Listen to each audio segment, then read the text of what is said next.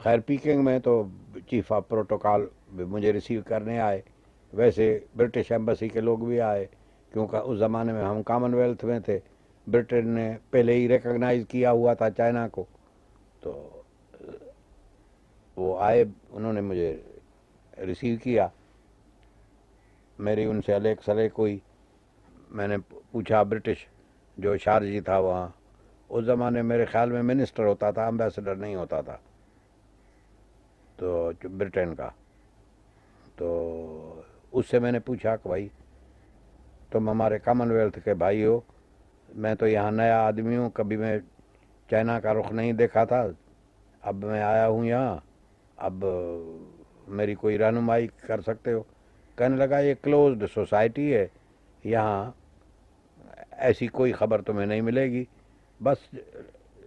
چلتے رہو، دیکھیں ان کا کیا رخ ہے۔ میں نے فوراً تار بھیجا کہ مجھے یہ بتائیے کہ یہاں میں کیا پالیسی اختیار کروں، تو جواب ملا کہ کوئی خاص پالیسی نہیں ہے چائنا کے بارے میں، اور جو تمہارے جی میں آئے وہ کہتے رہو، کرتے رہو۔ اب مجھے کریڈینشلز اپنے جب پریزنٹ کرنے تھے تو اس وقت تقریر کرنی تھی، جس طرح دستور ہوتا ہے، امبیسڈر کریڈینشلز پریزیڈنٹ کے سامنے پیش کرتا ہے، پھر اس کے بعد خیر سگالی کے بارے میں کچھ تقریر وقریر کرتا ہے، وہ حقیقت میں تیار ہو کے اوپر سے آتی ہے، فارن آفس سے، جو امبیسڈر وہاں پڑھتا ہے۔ میں نے دیکھا کہ وہ بھی مجھے نہیں ملی، اور بلکہ مجھے آزاد چھوڑا گیا کہ جو چاہو تم بول دینا اس موقع پہ۔ اب میں شتر بے مہار تھا، اب میں کیا کروں؟ میں نے سمجھا کہ وہاں کوئی لابیوں کے بیچ میں جھگڑا چل رہا ہے، ایک امریکن لابی ہے، ایک لیفٹسٹ لابی ہے جو کمزور ہے، اور امریکن لابی جو ہے اس کی کوشش ہے کہ میرے جیسا ڈائنامک آدمی وہاں نہ جائے۔ معلوم ہوتا ہے کہ بھٹو صاحب کے زیر اثر اور ایوب خان کی ذاتی کوشش کی وجہ سے میرا تقرر تو ہو گیا تھا فلپین، مگر ایسے لابیز تھیں، معلوم ہوتا ہے مجھے، جو میں نے محسوس کیا، جو نہیں چاہتی ہیں کہ میرا مشن کامیاب ہو چائنا کا، اور چائنا اور پاکستان قریب آئے، لہٰذا وہ ہر قدم پہ میرے حوصلے کو توڑنا چاہتے تھے، اور کوئی گائیڈنس، کوئی چیز نہیں دینا چاہتے تھے۔ یہ میرا خیال ہے ابھی تو۔ بہرحال اب پریزنٹیشن آف کریڈینشلز کا وقت آیا، میں گیا، پریزیڈنٹ لیو شاوچی اس زمانے میں تھے، میں اس کے سامنے کریڈینشلز پریزنٹ کرنے کے لیے وہ گیا، تو میں نے ایک تقریر داغ دی کھڑے کھڑے، ایسے زبانی۔ میں نے ان سے کہا کہ صاحب ہمارے پریزیڈنٹ چاہتے ہیں سنسیئرلی کہ وہ پاکستان کو چائنا کے قریب لے آئیں، اور ہماری پالیسی یہ ہے کہ چائنا کا تقرب حاصل کریں اور چائنا کے دوست بن کے رہیں، اس میں ہمارے ملک کا بھی فائدہ ہے، آپ کا بھی، اور میں آپ کو ایک یقین دلانا چاہتا ہوں کہ اگر اس پالیسی میں مجھے کوئی فرق نظر آیا اور میں نے دیکھا کہ اوپر سے میری حوصلے افزائی نہیں ہو رہی ہے، تو میں آپ سے دھوکہ نہیں کروں گا، میں فوراً ریزائن کر کے چلا جاؤں گا، کیونکہ میں کیریئر ڈپلومیٹ نہیں ہوں، میں پالیٹیشین ہوں، پھر اپنے ملک میں جو پالیٹکس مجھے کرنی ہوگی وہ جا کے کروں گا، اور جو کہنا ہوگا وہ کہوں گا، مگر آپ سے میں دھوکہ نہیں دوں گا آپ کو، اور آپ سے فریب نہیں کروں گا، ڈپلومیسی نہیں چلاؤں گا، چالاکی نہیں کروں گا، صاف بات کروں گا، اور میں توقع رکھتا ہوں کہ آپ بھی بڑے ملک ہیں، آپ بھی مجھ سے صفائی کے ساتھ سلوک کریں گے۔ بہرحال وہ کچھ اس قسم کی جذباتی تقریر تھی کہ فوراً مجھے پریزنٹیشن آف کریڈینشلز کے بعد پریزیڈنٹ اندر کے چیمبر اپنے میں لے گئے اور کہنے لگے کہ ہم بہت امپریس ہوئے ہیں کہ تم نے جو بات کہی ہے وہ دل کی بات کہی ہے، اور اس میں کوئی ڈپلومیسی نہیں ہے، کوئی منافقت نہیں ہے. تو ہم بھی آپ کو ٹرائل دینا چاہتے ہیں, ہم بھی آپ کے رسپانس دینا چاہتے ہیں اور آپ سے ویسا ہی سلوک کرنا چاہتے ہیں جب تک کہ آپ کا اپنا ملک آپ کی پیچھے سے رسی نہ کاٹے. ہم آپ سے بے وفائی نہیں کریں گے, ہم بھی آپ سے جھوٹ نہیں بولیں گے. تو اب آپ فوراً فارن منسٹر مارشل چینی سے, جو بھی ادھر موجود تھا, کل صبح سے باتیں شروع کر دیں کہ یہ پاکستان اور چائنا کے بیچ میں معاملات کیا ہیں, اور وہ آپ سے صفائی سے بات کرے گا. اگر تم نے یہ محسوس کیا کبھی بھی کہ فارن منسٹر آپ سے ایسا سلوک نہیں کر رہا ہے جو اس کو کرنا چاہیے, تو یہ میرا ٹیلی فون نمبر ہے, ڈائریکٹ میرے بیڈ روم کا, اور مجھے ٹیلی فون کر دینا تو میں اس کے کان کھینچوں گا. اور تم کو میری سرپرستی حاصل ہے, اور تم نے بالکل صفائی سے بات کی ہے, اور ہم بھی پاکستان کے دوست بننا چاہتے ہیں. لہذا ہم اس جذبے کو فروغ دینا چاہتے ہیں اور اس جذبے کی حوصلہ افزائی کرنا چاہتے ہیں. بہت ہی اچھا, جو ایک عجیب بات ہوئی وہ یہ کہ جب کوئی امبیسڈر آتا تھا, خصوصاً وہ جس ملک کے ساتھ ان کے تعلقات قریبی نہیں ہوتے تھے, وہ پیکنگ کی پریس میں اس کو پبلسٹی نہیں ملتی تھی. ایک تعجب انگیز بات یہ ہوئی کہ دوسرے دن میرے بارے میں بہت اچھی چیزیں اخبارات میں چھاپیں, پیکنگ ڈیلی اور پیکنگ کے اخبارات میں, اور جو دوسرے ڈپلومیٹ تھے وہ بالکل حیران تھے کہ اس طرح تو دوسرے کسی امبیسڈر کی آؤ بھگت نہیں ہوتی ہے, یہ کیا ہو رہا ہے. یعنی وہ متعجب ہو کے مجھ سے پوچھتے رہتے تھے. میں نے کہا بھائی میں تو نیا آدمی ہوں, مجھے تو اس معاملے کی کوئی خبر نہیں ہے. انہوں نے مناسب سمجھایا کہ وہ مجھے پبلسٹی دیں. خیر, دوسرے دن میں تیار ہو کے اور گیا فارن منسٹر سے ملنے کہ میں سارے معاملات ان سے معلوم کروں کہ ہے کیا. اب میں نے یہ سمجھا تھا کہ مارشل چینی جو ہے وہ ایک سولجر آدمی ہے, اور وہی تھا جس نے شنگھائی کو فتح کیا تھا. تو یہ نہ ڈپلومیٹ ہے نہ سیاستدان ہے, اور میں سیاستدان ہوں, ڈپلومیٹ ہوں, مجھے اس سے ڈیل کرنے میں کوئی تکلیف نہیں ہوگی, اور میں اس کو متاثر کر سکوں گا. اور ہمارا کیس بھی بڑا اچھا ہے. ہم نے چائنا کو اس وقت ریکگنائز کیا جب کوئی نہیں کر رہا تھا, گو کہ ہم امریکہ کے قریب تھے, پھر بھی ہم نے چائنا کو ریکگنائز کیا اور اپنی امبیسڈر بھیجا وہاں. تو ہماری کوئی ایسا خراب ریکارڈ نہیں ہونا چاہیے چائنا کے ساتھ. تو میں دوسرے دن تیار ہو کے گیا اس کے پاس, اور میں نے ایک تقریر جھاڑ دی اس کے سامنے. مجھے یقین تھا کہ میں اس کو متاثر کر سکوں گا. وہاں کا دستور یہ ہے کہ گو کہ وہ لوگ انگریزی جانتے بھی تھے, مگر وہ اپنی چینی زبان میں بات کرتے. ایک ترجمان بیچ میں بٹھاتے تھے, میں انگریزی میں تقریر کرتا رہا, وہ ترجمہ کرتا رہا, اور چینی سنتا رہا چینی زبان میں. حالانکہ میرا خیال ہے کہ چینی کچھ انگریزی جانتا تھا. خیر, اس نے خاموشی سے وہ میری لمبی تقریر سنی, اور جس میں پاکستان کہ چائنا کے ساتھ دوستی کی باتیں تھیں وغیرہ وغیرہ. جب بات ختم ہوئی تو اب اس کی باری آئی بولنے کی, تو اس نے ایک فائل نکالا جس میں کٹنگز تھیں فارن پیپرز کی. مجھ سے کہنے لگا, امبیسڈر صاحب آپ کو معلوم نہیں ہے کہ معاملہ کیا ہے. معاملہ یہ ہے کہ پاکستان نے خود جب ہمارے پرائم منسٹر چاؤ ان لائے دلی گئے تھے تو خود پاکستان نے ہم کو آفر کیا تھا کہ چائنا اور پاکستان کے تعلقات کو قریب لایا جائے, اور ہمارے بارڈر کا مسئلہ جو ہے اس کو بھی صاف کیا جائے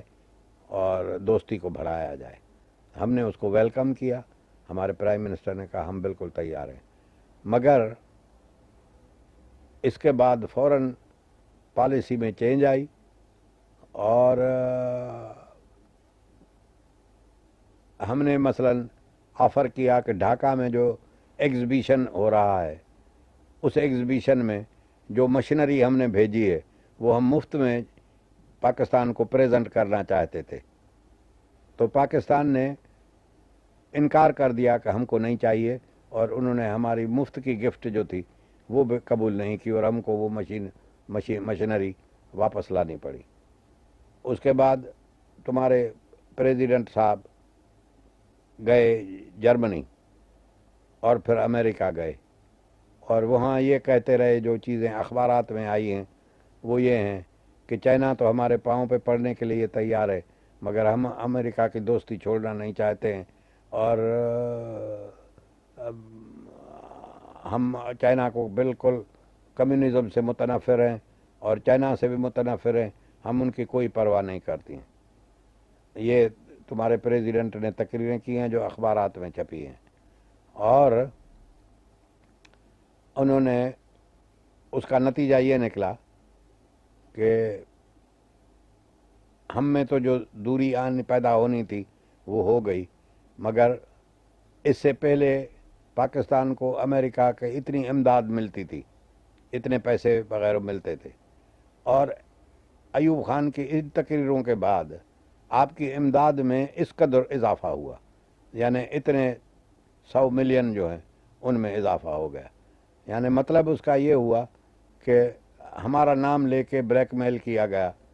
اور اپنا فائدہ کیا گیا۔ اب بتائیے کہ اس کیریکٹر کے لوگوں کے ساتھ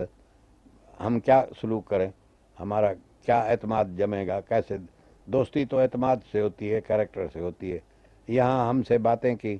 کہ ہم آپ کے قریب آنا چاہتے ہیں، جب ہم قریب آنے کا ہم نے اعلان کیا تو جھٹ سے وہ امریکہ سے جا کے اور اس کا ایڈوانٹیج لیا اور اپنے امداد میں اضافہ کروا لیا۔ اب بتائیے کہ ہم ایسے کیریکٹر کے لوگوں کے ساتھ کیسے سلوک کریں؟ یعنی ایک لمبی تقریر اس نے کی، تو میں نے ان سے کہا کہ صاحب یہ سب ماضی کی باتیں ہیں، اور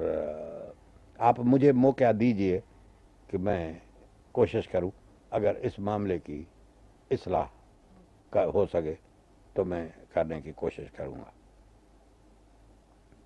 کہا آپ ہماری طرف سے آپ کو یقین ہے کہ آپ